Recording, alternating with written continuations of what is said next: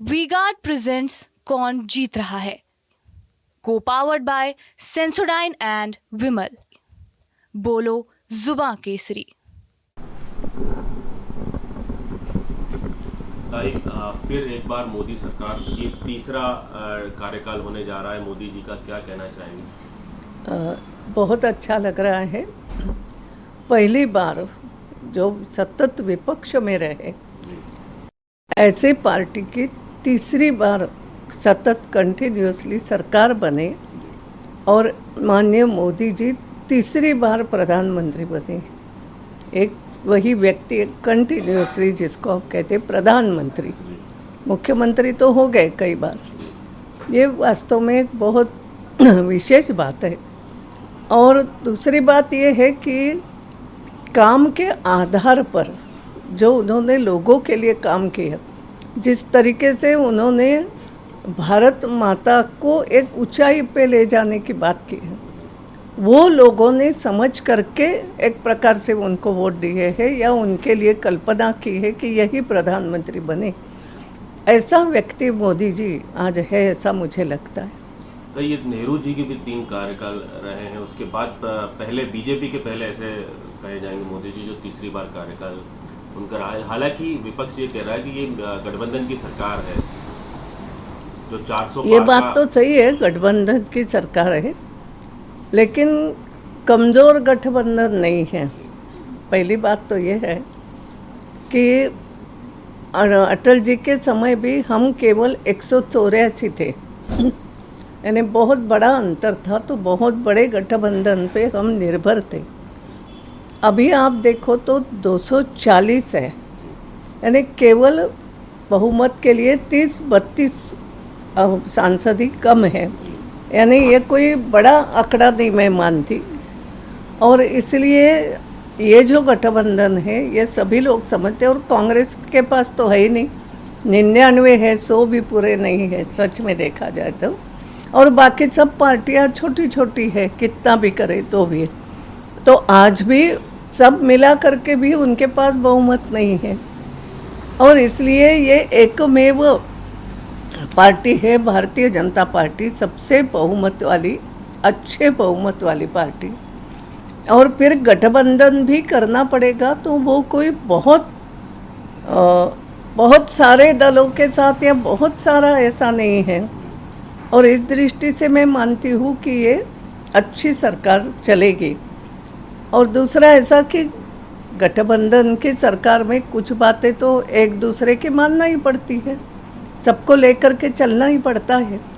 पहले भी एनडीए की सरकार ही हम मानते थे, यानी आवश्यकता नहीं होने के बाद भी, हमारा पूर्ण बहुमत होने के बाद भी एनडीए के बाकी जो लोग थे उनको महत्व दिया जाता था। ये विशेष बात है।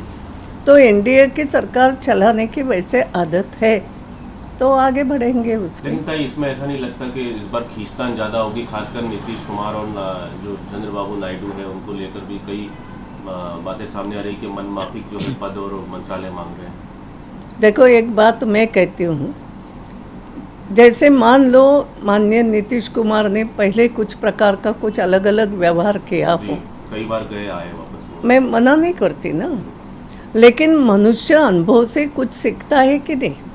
और माननीय नीतीश कुमार जी ऐसे तो नहीं हैं, अनुभव तो है उनके पास, बहुत सारी राजनीति देखी है। और इसलिए अब एक प्रकार से वो भी उम्र के हिसाब से देखो तो ऐसे खड़े हैं वो कि यहाँ से बहुत आगे उनका प्रवास मुझे नहीं लगता कहीं उनके खुद के मन में भी हो। तो इसलिए मुझे लगता है कि अब के अनुभव से वो भी कुछ समझ करके, सोच समझ करके ही कदम डालेंगे, ऐसा मेरा अपना खुद का ये है, मन कहता है। वही बात चंद्रबाबू की, चंद्रबाबू नायडू भी वैसे समझदार है, डैशिंग है, लेकिन एक बार वो भी हार चुके हैं।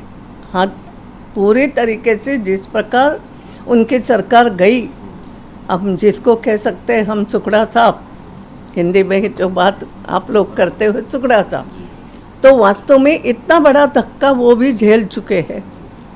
तो ये होने के बाद मनुष्य थोड़ा तो समझदार हो जाता है, ऐसा मेरा मानना है।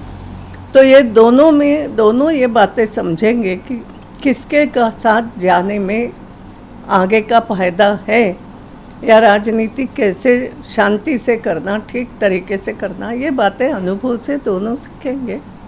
भाई आपको निमंत्रण मिला है, आप जा रहे हैं क्या शपथ में? आप भी जा रहे हैं शपथ में, निमंत्रण मिला है? नहीं, मैं नहीं जा रही हूँ। मैंने पहले ही बोला, आया था मुझे फ़ोन पार्लियामेंट्री अफेयर मिनिस्ट्री से कि पहली सूची वही बनाते हैं। तो उन्होंने कहा था ताई हम आपका नाम डाल रहे हैं। मैंने कहा मेरा नाम मत डालो, मैं लगता नहीं मैं इतने इसमें गड़बड़ में ये सब में मैं जाऊँ, ऐसी स्थिति नहीं है, मैं नहीं आऊँगी। भाई इंदौर में शंकर लालवानी जी ने जो रिकॉर्ड बनाया है, टॉप आए हैं पूरे इंडिया में, तो आप क्या मानती हैं उनको भी मंत्री पद दिया जाना चाहिए केंद्र में? देखो ये तो प्रेरोगेटिव तो माननीय नरेंद्र मोदी जी का है, जी। इसलिए किसको मंत्री बनाना, किसको सरकार तो उनको चलाना है, आगे के कार्यक्रम भी उनको चलाना है, और इस दृष्टि से किसको मंत्री बनाना किसको नहीं बनाना ये उनका अधिकार है। राहुल गांधी तो को उनके अधिकार में मैं यूं ही कुछ सलाह दूँ और अपेक्षा करूँ, मैंने खुद के लिए कभी अपेक्षा नहीं करी, तो मैं दूसरे के लिए क्या बोलूँ।